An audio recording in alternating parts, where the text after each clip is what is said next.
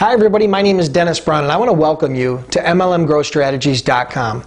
Today we're going to talk about what we're calling the 5 deadly sins to avoid in network marketing. And I know you're all very busy, so we're going to dive right in, okay? Number 1 on the list, and the thing we see most often, is when new people in the business particularly combine the invitation with the presentation. In my opinion, a good invitation should only take 1 to 2 minutes, literally. So if you find yourself on the phone for 10 or 15 or even 20 minutes talking to somebody, one of your prospects, and trying to invite them to take a look at your business, you've done something drastically wrong. And we really need to go back to the drawing board and understand and remember what the goal of the invitation is. So the goal of inviting somebody, or the goal of the invitation, is simply this: to schedule a time for somebody to take a look at your business. Nothing more, nothing less. Okay? Don't overcomplicate it. The less you say in this business, the more you make. It's very important that you understand and distinguish between the invitation and the presentation. Once they've agreed to take a look at your business, then we go into the presentation stage, and that's where you use a tool like an online video or maybe a DVD or a magazine or maybe even an in-home business presentation of some sort. So in order to be successful in this business, one of the first things you have to master and first things you have to understand is the difference between the invitation and the presentation. So that's number 1 on the list. Number 2 is having a hidden agenda. It's never a good idea to have a hidden agenda when you're approaching somebody on your list, okay? You're better off calling up, being excited, and being upfront with people than you are hiding or disguising what you're trying to do for 10 or 20 minutes on the phone, and then at the end of the conversation saying, oh, by the way, I have this business that I'd like you to take a look at. I mean, it's very transparent. It's very obvious to anybody who's been involved on either side of those conversations of what you're trying to do. What I would much rather see, for me, from my perspective, is to just call people up and say, hey, listen, I know we haven't spoken in a long time, but I'm really excited about something, and I think you might want to take a close look at it. When can we get together for 30 minutes? I mean, that's a very upfront, honest, invitation. People will appreciate that. You're always going to have an opportunity to catch up on the back half, okay?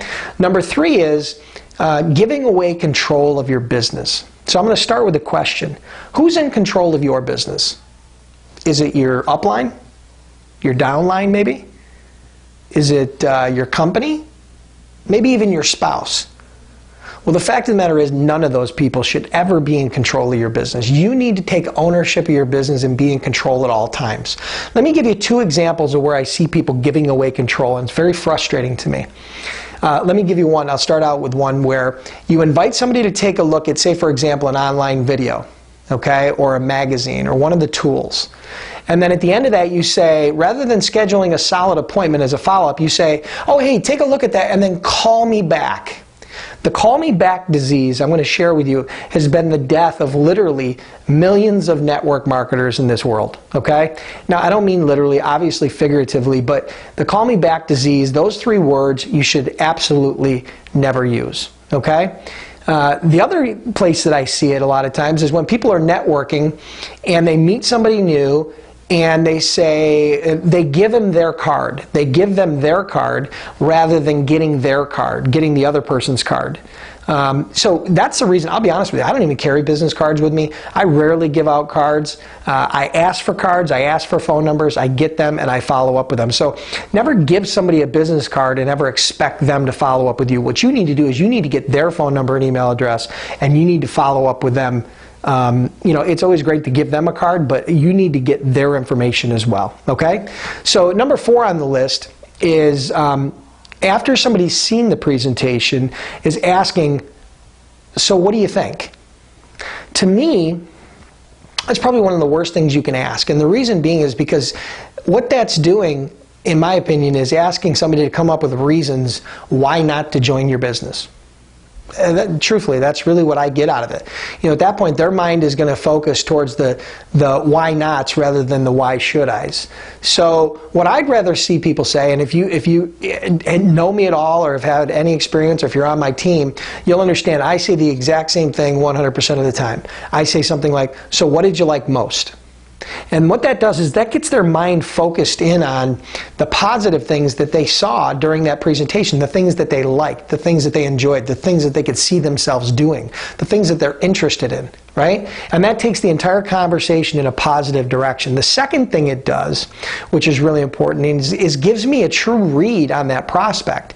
And what I mean by a read is I want to know where they're at mentally after this presentation. If I ask them, so what did you like most, and they can't give me any information, if they can't give me any feedback, if they can't give me one or two things that they liked, well, then that's a pretty good indication. That's a pretty good read. And on the other hand, if they can give me 2 or 3 or 4 things that they liked on that presentation, well, that also gives me a very good read, shows me they were very engaged in the presentation and they definitely have a level of interest, okay? So that's number 4. And then number 5 is answering a prospect's question. And I know this may seem counterintuitive, but I'm going to be honest with you. One of the worst things you can do as a consultant in network marketing is to try to position yourself and act like the expert when you're talking to one of your prospects, okay? You don't want to be the expert, all right? Because being the expert is not duplicatable. And what I mean by this is this. It's very simple.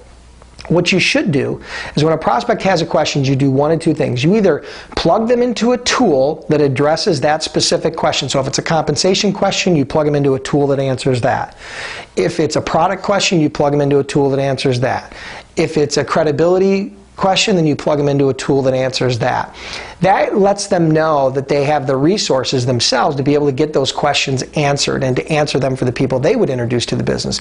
Or you can plug them into your upline on a 3-way call or face-to-face with one of your business partners.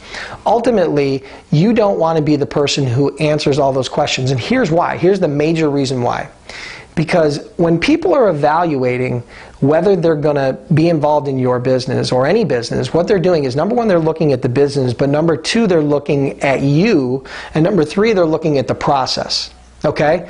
And what I mean by the process is this. If they think they need to know the answers to every question about every product, about every level and nuance of the compensation plan, it could potentially scare them off. Okay? And we want to avoid that. But on the other hand, if they know they can plug into a tool, like an online video or some sort of information, or they know they can plug into an expert, another person who's an expert, to get all those questions answered, now that brings them that warm and fuzzy feeling to say, hey, listen, I can do this. Okay? So that's very important that you understand that. So those are the 5 deadly sins to avoid in network marketing. And I appreciate you tuning in. But before we go, 2 things, actually 3 things. Number 1, I want to thank Joey Carter Jr. for sharing the 5 deadly sins with us when we were in a training down in Dallas. Thank you, Joey. I also want to thank Joey and Brian McClure for the fantastic seats. We had courtside seats at the Dallas Mavericks game. My partner Rick Vahl, one of our teammates Monica Adamson, we all went to the game. We had courtside seats. For me, it was one of those things I checked off the bucket list. I'm not a huge NBA fan, but I will tell you this. I don't care if you're an NBA fan or not. If you're sitting courtside at the Dallas Mavericks game, you're going to have a lot of fun. So thank you very much for that. And then last but not least, before we go, if you have not yet gotten your free copy of the new report that we put out, the top 15 network marketing lead sources to grow your business fast, make sure you go to MLMGrowthStrategies.com, opt in, we'll send you that report. We'd love to hear your feedback, and thank you for tuning in. Have a great day. See you soon.